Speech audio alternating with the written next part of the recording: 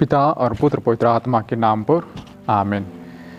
ख्रिस्त में मेरे प्यारे भाई बहनों, आज के दिन में हमारा पवित्र कलीसिया मरियम मगदलेना का त्यौहार मनाती है।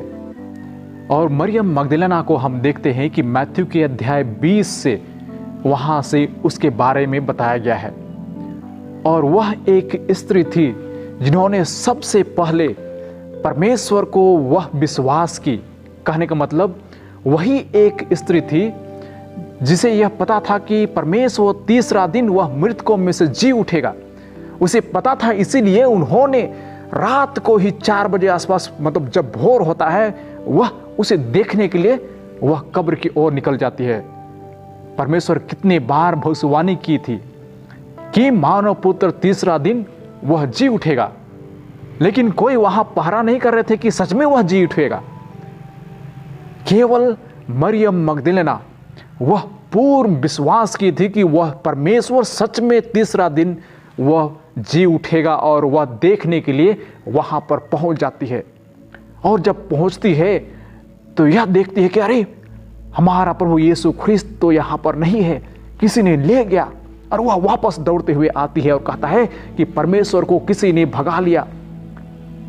और उसके बाद में उसे एक व्यक्ति दिखाई देता है और उनसे वह बातें करती है कि क्या आपने देखा है कि हमारा परमेश्वर को किसने लिया। और मरियम मगदलेना ने सोची कि वह कोई माली है, लेकिन वह परमेश्वर था।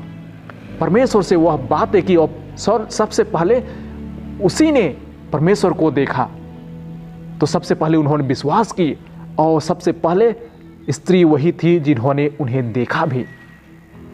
हम भी अपने जीवन में देखें तो हमारे जीवन में भी उसी प्रकार का विश्वास जो मरियम मगदलेना में थी, उस प्रकार का विश्वास हमारे जीवन में होना चाहिए। उसके शब्दों पर, मतलब परमेश्वर जो कुछ ने कहा, जो कुछ भी कहा है, जो कुछ भी किया है, उसके शब्दों पर हमें विश्वास करने की आवश्यकता है, हमें अमल करने की आवश्यकता है अपने जीवन में। और दूसरी बात है कि उन्होंने दूसरों को भी जाकर बताया कि हमारा परमेश्वर ने मृतकों में से जी उठा है। इसलिए हम भी दूसरों को यही बताएं कि हमारा परमेश्वर एक सच्चा ईश्वर है और वह जीवित है।